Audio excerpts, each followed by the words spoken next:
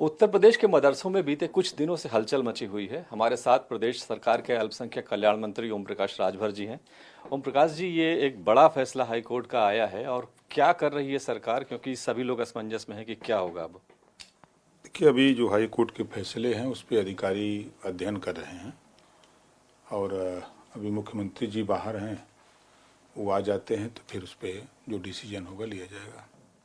क्या लग रहा है कि कहीं जो सरकार के वकील थे या विभाग के वकील थे, उन्होंने ठीक से परस्यू नहीं किया केस में, इस तरह का आदेश आ गया, कहीं कुछ गड़बड़ी तो हुई है?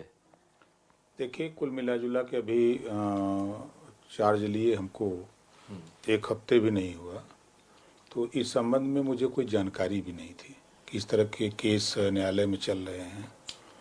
वो तो हाई कोर्ट का फैसला है, तो जब फैसला आया तो मैंने सुना, तो फिर अधिकारियों से बात की तो उन्होंने कहा कि फैसले की नकल मंगाई गई है, मंगाई जा रही है, मंगा करके उसको अध्ययन करके बताते हैं। 20 से 25 लाख बच्चे हैं, 10 से 15 हजार शिक्षक हैं जो मदरसों में पढ़ा रहे हैं, एक बहुत बड़ा नेटवर्क है। तो आप वैसे व्यक्तिगत तौर पर मानते हैं कि कुछ ना कुछ ऐसा हो जाए कि ये व्यवस्था चलती रहनी चाहिए या इसमें कोई संशोधन हो तो किया जाए? देखिए, न्यायालय का फैसला है, अब न्यायालय के फैसले पर कुछ कहा नहीं जा सकता। न्यायालय ने एक फैसला और दिया है जो उसमें थोड़ा हम लोगों ने पढ़ा है,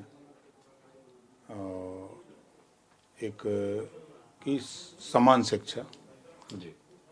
तो एक तो बेहतरी की तरफ ले जाने का आदेश है। अब उस पर मुख्यमंत्री जी से मिल लिया जाए तो फिर कुछ कहा जाए। कि जो पुरानी वाली पार्टी थी जहां से आप छोड़कर चले आए, वहां भी कुछ ना कुछ गड़बड़ चल रही, वहां पल्लवी पटेल थी, उन्होंने छोड़ दिया है एक तरह से, वो दूसरा रास्ता देख रही हैं। क्या स्थिति आप अपोजिशन की देख रहे हैं इस आने वाले चुनाव में? देखिए, मैं सात महीना पहले बता दिया था कि मोदी जी की मदद सब कुछ लोग सट के करेंगे, कुछ लोग हट के करेंगे। 7 महीना पहले से मैं कह रहा हूँ।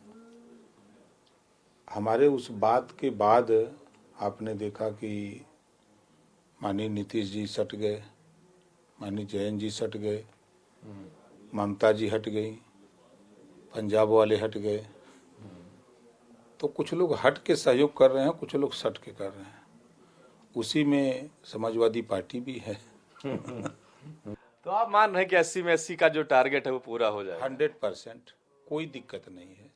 देखिए, मजे की बात है कि जनता चुनाव लड़ रही है, आधी आबादी महिलाओं की है, उनके बीच में जाइए तो वो ये कह रही हैं, और खासतौर से नौजवान ये कह रहा है कि जो राम को लाए हैं हम उनको ले आएंगे। अब उनके सामने विपक्ष कैसे टिकेगा? जो माननीय नरेंद्र मोदी जी की जो योजनाएं हैं, माननीय योगी आदित्यनाथ जी के द्वारा जो योजनाएं हैं, 7 साल में उत्तर प्रदेश में एक भी दंगे नहीं हुए, कहीं कर्फ्यू नहीं लगा। ये मुसलमान भी सोच रहा है और सभी लोग सोच रहे हैं कि भाई दंगे नहीं हो रहे हैं, राहत है। कोई जरूरी नहीं कि दंगा होने से एक ही आदमी प्रभावित होता है, कोई समाज प्रभावित होता है, सब लोग प्रभावित होते हैं। अटल जी के समय से सड़कों पर काम चालू हुआ और आज एक्सप्रेसवे बन रहे हैं। हर सरकार, कोई भी सरकार आ रही है, अगर वो एक कर रहे हैं दूसरी सरकार 5 को बना रही है। अब जैसे सपा की सरकार में एक आगरा एक्सप्रेसवे की